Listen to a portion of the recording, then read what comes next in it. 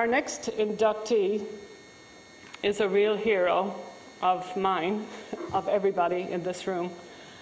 He's an American hero. He's a former Marine, a beat cop, and the only person to serve 2 non-consecutive terms as the New York City Police Commissioner. Ray Kelly has dedicated his life to serving his country and his city. He's a cop's cop, the only man to have held every single rank in the department, from rookie patrolman to commissioner. And he's the perfect man to keep us safe in these trying times and to be the commissioner of this city. He's a born and bred New Yorker. He's the youngest of 5 children of James Francis Kelly and Elizabeth O'Brien, and we remember them today, both first-generation Irish-American. His father was a milkman, and his mother worked as a coat check girl at Macy's. And after graduating from Archbishop Molloy High School, he went on to Manhattan College, graduating with honors and joining the police force. And shortly thereafter, he accepted a commission to the United States Marine Corps and served on active duty in Vietnam. He returned to the police force in 1966, entered New York City Police Academy, graduating with the highest combined average for academics, physical achievement, and marksmanship. And I think there's boxing in there someplace too, isn't there? While working as a uniformed officer and rising through the ranks, he earned a law degree from St. John's University, a Master of Laws from New York University School of Law, and a Master of Public Administration from Harvard University Kennedy School of Government. In 1992, when Mayor Dinkins named him police commissioner, one of the first tasks he undertook was to bring minorities into the police force, which he was very successful. And he reduced felonies by 50,000 during that first year in office.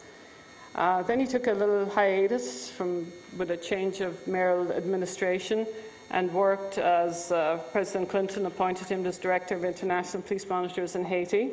He went on to serve as Undersecretary for Enforcement in the at the U.S. Treasury Department. I have trouble with money.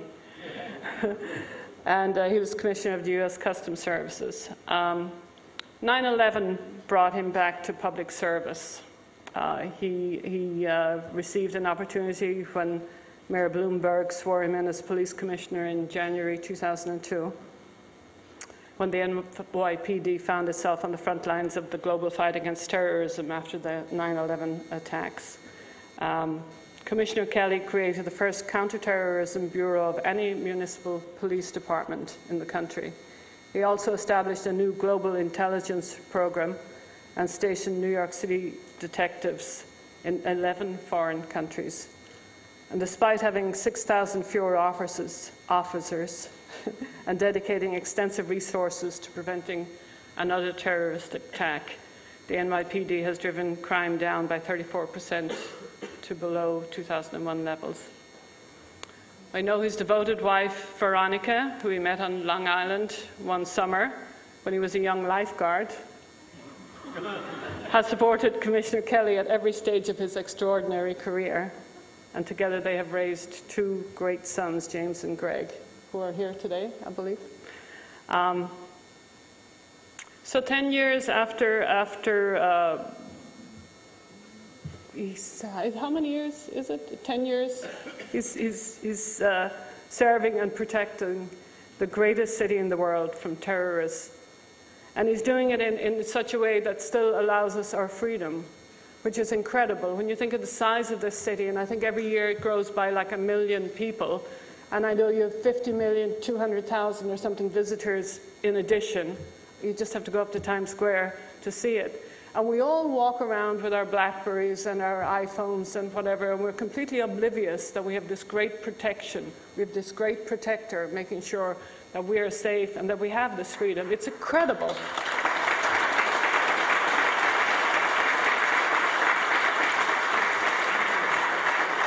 he's got his finger on the pulse, so that means that we don't have to worry about it. And he's making sure our bridges are safe and our tunnels are safe. He's making sure we can go and watch the Waterford Crystal Ball drop in Times Square on New Year's Eve. And he's got all the latest technology to do that. And it's tough to keep a lid on something like that. But because Ray Kelly is looking after us, and we're incredibly lucky to have him. I think maybe he was born to do this job. And so we're delighted to induct Ray Kelly, Commissioner Ray Kelly, into our Hall of Fame. Well, thank you so much. Thank you, Patricia, for that wonderful introduction. Thank you, Neil. I'm certainly proud to be named to the Irish America Hall of Fame and to be among this most distinguished group of fellow honorees. As Patricia said, my family is here, and I'm delighted to share this award with my wife of 47 years, Veronica Kelly, with my son, James and Gregory, who are here.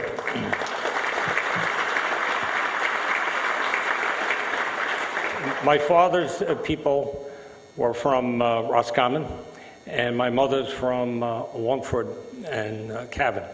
And like so many people in this room, I have been heir to a proud legacy of Irish dedication to hard work and accomplishment. Our forefathers came here to dig tunnels, to build bridges, to lay rails, and to apply their political skills in the New World, and they did a great job. And I think most of us are familiar with their contributions to public safety and security in this city. Indeed, throughout much of the history of the New York City Police Department, our ranks were filled with many, many Irish and Americans, and I can assure you that police officers of Irish descent are still doing very impressive, indeed phenomenal things. And I want to tell you about two of them. I want to tell you first about Detective Kevin Brennan.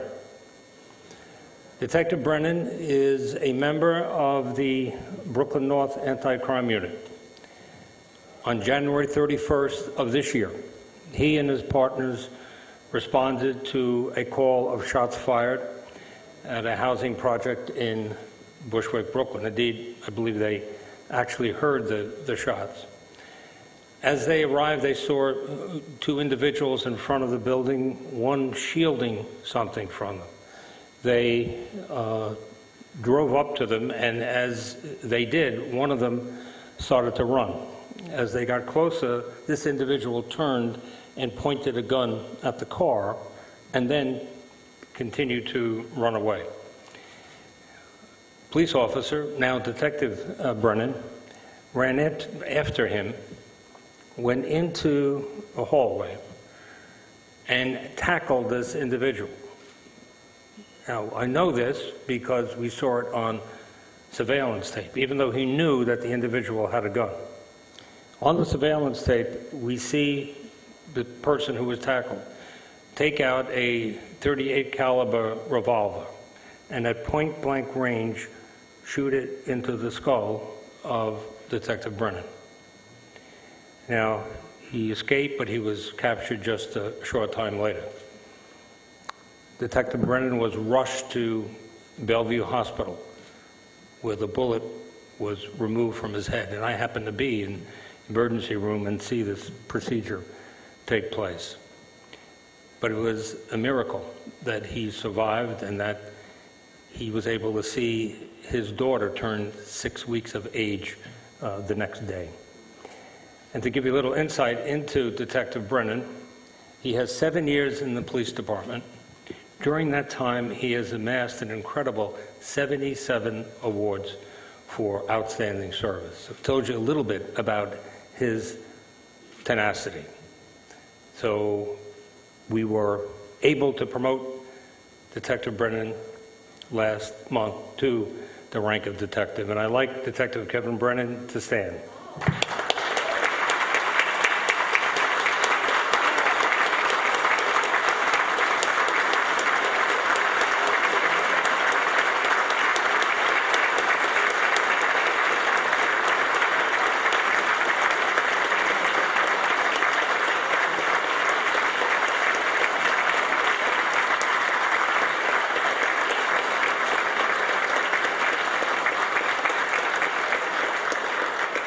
Thank you for being here today, Kevin. Kevin is his wife, Janet. Now, just 2 weeks after this event, we saw another phenomenal act of heroism by New York City police officers. An individual, an ex-convict in Rockaway, had a dispute with his girlfriend. The daughter of his girlfriend intervened, and he proceeded to shoot her in the face. She was able to give the name of this person, and a manhunt for this individual took place. One of the units involved was the Violent Felony Squad, Queens, of our warrant division. They tracked this person to Harlem, and they were able to see him on the street. Now, one of the members of that team, the apprehension team, was Detective Kevin Herlihy, a 22-year veteran of the department and a member of that unit for 11 years. They tracked him into the mezzanine of the 145th Street and St. Nicholas Avenue subway station. When they approached him, Detective Herlihy was in the lead. He approached him from behind. He told him to stop. The individual turned and, with a loaded revolver, fired 5 shots at a range of less than 10 feet at Detective Herlihy, striking him in the arm. He was able to return fire, struck the perpetrator here 3 times, and he expired from his wounds. But there is simply no substitute for the courage and the skill that Detective Herlihy displayed that day. There was no room for error, and he demonstrated miraculous focus and accuracy. And Detective Herlihy was also promoted when Detective Brennan was promoted to Detective First Grade. So I'd like Detective Herlihy to stand as well.